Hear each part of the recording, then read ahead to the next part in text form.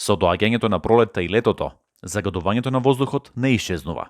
Се менуваат само изворите што ги испуштаат штетните микрочестички. Пролетните и раните летни месеци се јавува согорување на биомаса, но на отворено.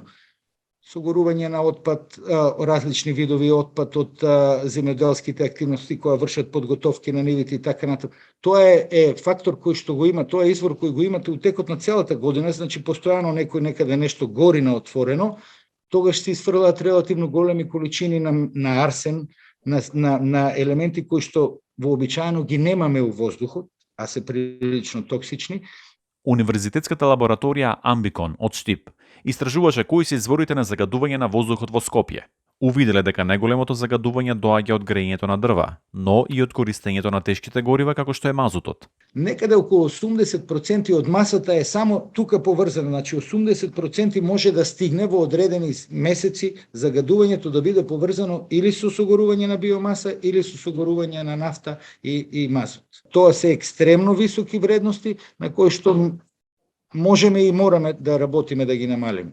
Примената на гасот е една од еколошките препораки, но престојната можна криза со набавките на овој енергенс поради војната во Украина отвора простор за нова еколошка загриженост. Дел од топланите веќе тие имаат обрска да имаат резервна опција за грејење и дел од топланите веќе размислуваат да поминат и на други горива како би ја задоволиле грејната сезона што доаѓа. Сметаме дека ќе се реши ситуацијата со гасот и дека истите ќе продолжат со газ како не би го загадувале амбиенталниот воздух.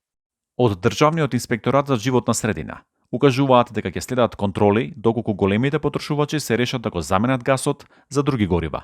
Доколку ја немаат во интегрираната дозвола не е предвидено користење на друго гориво, треба да си обезбедат и дополнителна опција, значи да си добијат дополнителни дозволи, но инспекторатот согласно дозволите ќе побара истите да прават мерења согласно интензитетот што е предвиден во дозволите. Истражувачите велат дека откривањето на изворите за загадувањето ќе помогне да се надмине проблемот. Не може да донесеме мерки или да зборуваме за загадувањето само во текот на зимските месеци кога се црвено, а потоа од пролетта до некаде наредната грејна сезона да не планираме или да не правиме. Но додаваат дека голем недостаток е тоа што нема доволно анализи и за другите градови во државата. Многу често сме изненадени со концентрации, високи концентрации од Тетово до Струмица, иако, например, не ни е баш најасно кои се причините, дефинитивно треба да се направат дополнителни истражувања, секако и нашата лабораторија е спремна да учествува во такви истражувања и да помогнеме да се издвојат или јасно идентификуваат изворите за да може да примениме мерки да ги намалиме тие влијанија. Во низот извори за загадување се надоврзува и правото од градилиштата и од улиците. Од град Скопје велат дека ги контролираат местата со градежни активности, а почнале и со миење на поголемите сообраќајници. Градските власти додаваат и дека ќе продолжат субвенциите за чистење оджаци, за инвертер клими, како и за велосипеди и тротинети. За Гласот на Америка, Тоше Огњанов.